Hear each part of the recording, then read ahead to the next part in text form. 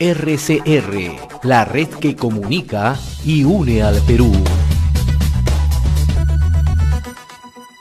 Vamos a tomar contacto inmediato con el doctor Ricardo Velázquez Ramírez. Él es abogado constitucionalista. Le agradecemos la amabilidad de compartir esta comunicación a través de RCR, Red de Comunicación Regional. Qué gusto saludarlo, doctor Velázquez, muy amable. Muy buenos días, don José Hernández. Gracias por permitirme estar en su programa y poder de esta manera absorber seguramente algunas dudas o inquietudes que tenga en temas constitucionales, vinculados obviamente al quehacer político de nuestro país. Y al quehacer jurídico, naturalmente, ¿no? Y quizás lo Así más es. inmediato, doctor Velázquez, es la próxima misión de la OEA, ¿no? Que es una misión que va a llegar al país atendiendo una solicitud del presidente Pedro Castillo, ¿no? Para activar lo que denomina la Carta Democrática Interamericana. Me gustaría un poco conocer, ¿no? ¿Qué podemos esperar de esta misión? ¿Qué repercusiones puede tener en el ámbito nacional y también en el ámbito externo? Bueno, en principio debemos decir que esta Carta Interamericana fue firmada en el 2011 en una reunión realizada precisamente en Lima, coincidiendo con este atentado a las Torres Gemelas, y pues lo que hace es reconocer el derecho de los pueblos a la democracia. Es decir, por vez primera en un documento internacional se reconoce que los pueblos tienen derecho a la democracia y no solamente a acceder a ella, sino a mantenerlo y obviamente a defenderlo. Y tratándose de ello, ciertamente los gobiernos de turno deben procurar que la democracia se mantenga, promover la democracia y garantizar los instrumentos necesarios para que ello se realice y se consolide.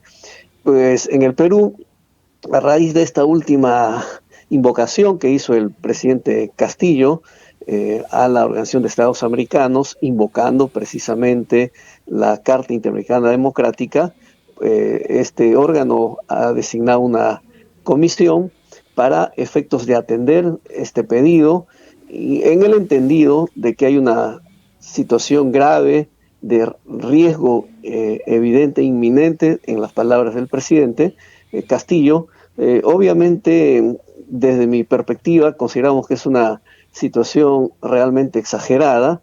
En realidad, quienes deben invocar es el pueblo, y en una situación extrema el gobierno, cuando efectivamente esté en riesgo la democracia.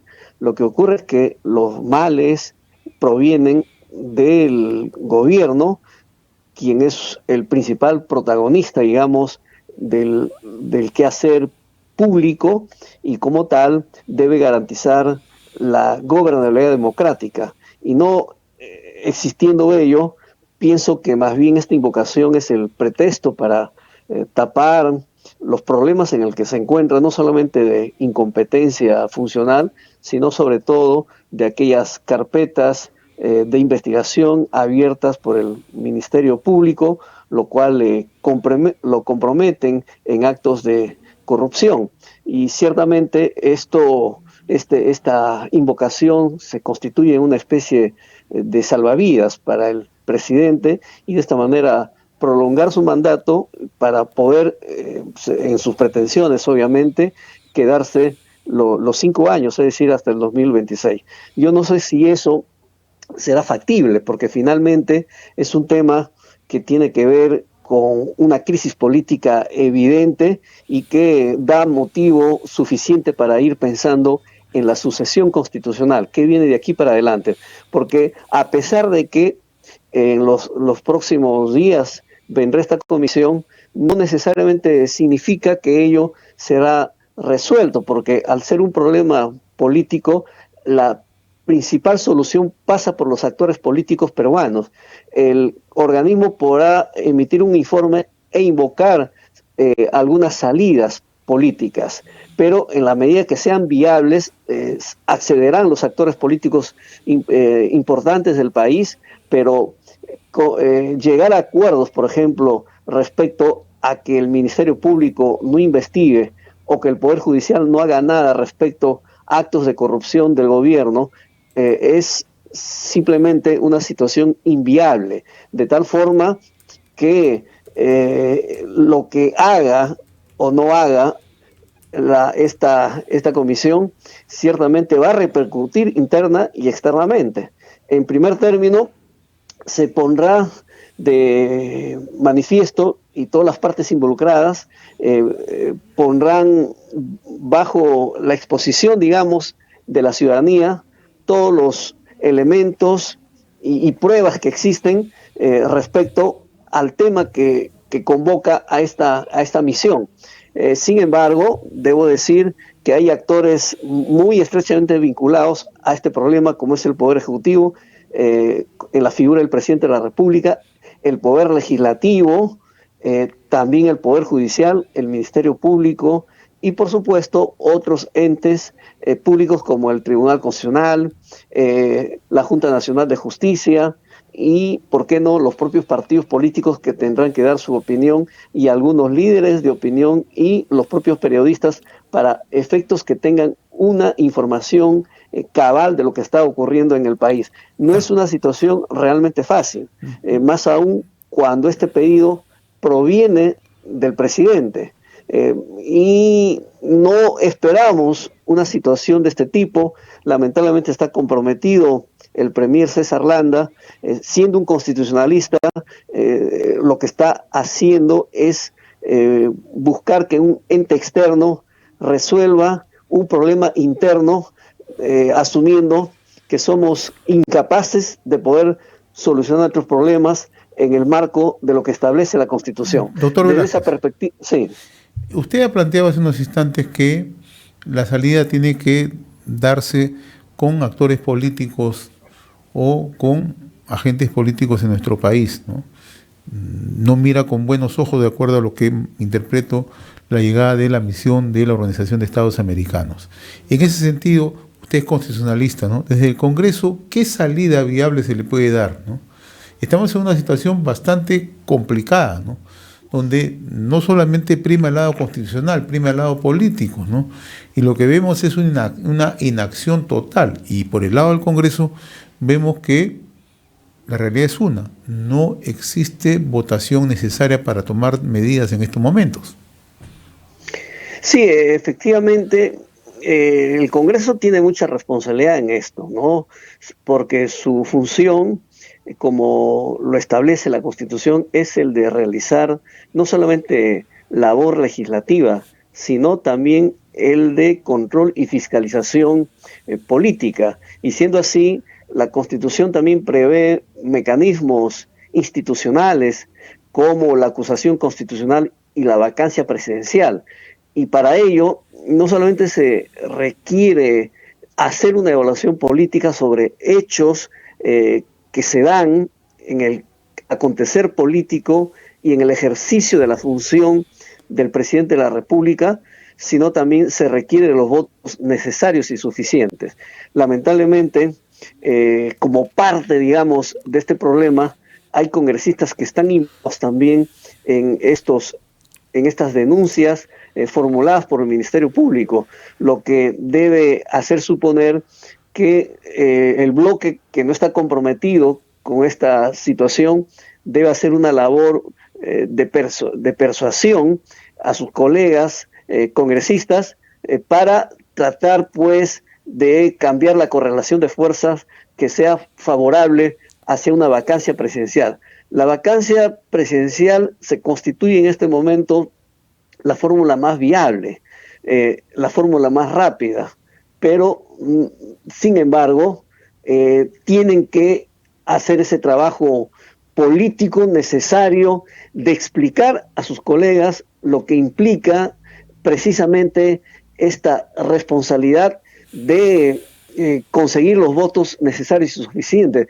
De no ocurrir ello, nos estarían estos poderes políticos, tanto el Ejecutivo como el Legislativo, llevándonos a una situación extrema que sería, pues, el de adelanto de las elecciones, donde ambos tendrían que irse. Y eso sería lamentable porque prolongaría la crisis, en tanto el otro camino de una vacancia implicaría obviamente la sucesión inmediata, que esto, hablo de la sucesión constitucional, que esto significaría que inmediatamente la vicepresidenta de la República, la señora Dina Boluarte, asuma la presidencia, o en su defecto el presidente del Congreso, si es que la señora Boluarte sería también vacada, ¿no? Pero en todo caso, ese es el camino que nos plantea el sistema, y creo que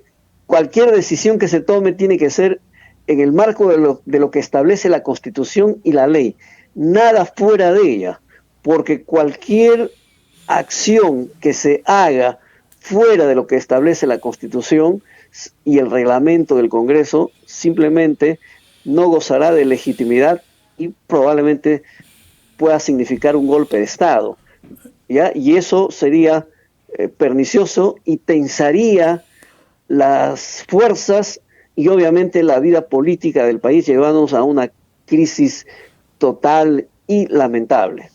El otro tema, apelando a usted, es abogado constitucionalista, doctor Ricardo Velázquez, ayer en pleno el Tribunal Constitucional admitió a trámite la demanda competencial presentada por el Congreso contra el Poder Judicial, pero no así el pedido de ampliación vinculado a la interpretación del artículo 117 de la Constitución, ¿no?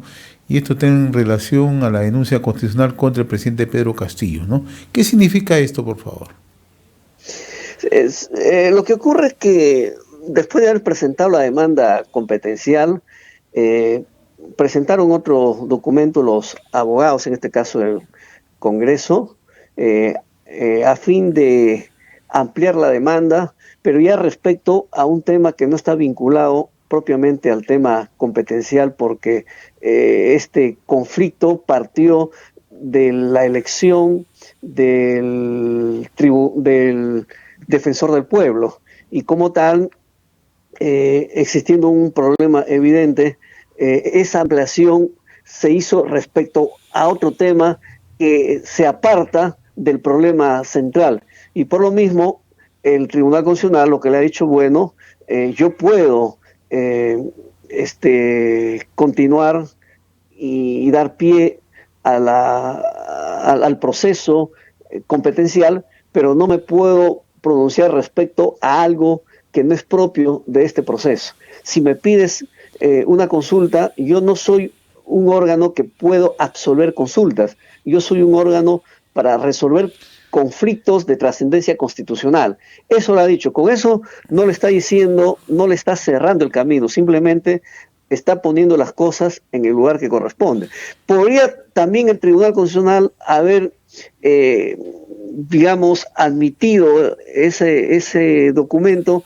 Yo creo que sí, como parte de lo que en materia constitucional se llama la costumbre constitucional. No se ha hecho antes, pero se podría haber hecho. Y al no haberse hecho, ya no se constituye una costumbre constitucional. Podría haberse dado el inicio de una nueva costumbre constitucional, pero no se ha hecho. Nuestro sistema no prevé lo que se llama las consultas previas, como por ejemplo ocurre en Chile, ¿no? En Chile, cuando discuten un proyecto de ley, antes de ser aprobado por el Congreso chileno, primero esto va en consulta al Tribunal Constitucional para ver si ese proyecto o esa futura ley está acorde a la Constitución. En el caso peruano no ocurre ello. Tenemos un tribunal estrictamente para resolver conflictos de tutela de derechos, conflictos de control normativo y conflictos competenciales. Y en este caso, en este artículo 117, ¿quién tendría que resolverlo? ¿Es el propio Congreso? Lo que pasa es que, claro, efectivamente el propio Congreso es muy puntual respecto a la vacancia, no es la vacancia presidencial, respecto a la acusación constitucional. Tengo a la mano y es muy concreto, perdóname, sí, que dice lo siguiente, ¿no? A ver, tenemos acá la mano. Un momentito, por favor, un momento. Estamos dialogando con el doctor Ricardo Velázquez Ramírez, abogado constitucionalista, ¿no? Ya. Sí, adelante, doctor. Bueno, hace referencia obviamente aquí a los motivos para la acusación constitucional, ¿no? Dentro de los cuales señala el presidente de la República, el presidente de la República solo puede ser acusado durante su periodo por traición a la patria, por impedir las elecciones presidenciales, parlamentarias, regionales o municipales, por disolver el Congreso e impedir su reunión o funcionamiento, o los del Jurado Nacional de Elecciones y otros, ¿no? Entonces, la gran discusión es si es que el presidente puede ser acusado y como tal destituido por crimen organizado o cualquier otro delito, ¿no? Yo debo señalar lo siguiente: nosotros tenemos lamentablemente un régimen presidencialista, no presidencial, sino presidencialista. Es decir, hay una atribución exacerbada que se le otorga al presidente de la República. Yo diría, son rezagos propios de un sistema monárquico, así como el indulto presidencial, obviamente la inmunidad presidencial casi absoluta, salvo en estos 4 casos, pues da pie a la impunidad, de tal forma que ponen en cuestión, yo diría, algunos principios relevantes, por ejemplo, del Estado, que tiene que ver con la transparencia y la gestión pública, que tiene que ver con los valores de probidad, de honradez, que son principios propios de un Estado constitucional y democrático de derecho, de un sistema republicano. Nosotros no somos una monarquía, de tal forma que el presidente no pueda ser procesado, por ejemplo, por un acto de violación, por un crimen organizado o por un crimen en el ejercicio de su función. Ese es inaceptable en pleno siglo XXI, de tal forma que si mantenemos esta figura tal como está, de forma cerrada, sin entender desde una perspectiva de interpretación sistemática, porque la Constitución no se interpreta sus artículos de forma aislada, se interpreta, ¿no?, en la totalidad de sus artículos y en el marco del modelo vigente, que es un Estado constitucional de derecho. Desde esa perspectiva, yo considero que hay que hacer reformas, pero en lo urgente quedaría el camino de la vacancia presidencial. Así es. Muy bien, doctor Ricardo Velázquez Ramírez, abogado constitucionalista. Ha sido un gusto conversar con usted. Le agradezco la amabilidad de haber compartido esta comunicación a través de RCR, Red de Comunicación Regional. Un gusto, muy amable. A usted, don José Hernández. Muchas gracias. Buen día. Gracias. Conversamos con el doctor Ricardo Velázquez Ramírez, reconocido abogado constitucionalista. RCR, la red que comunica y une al Perú.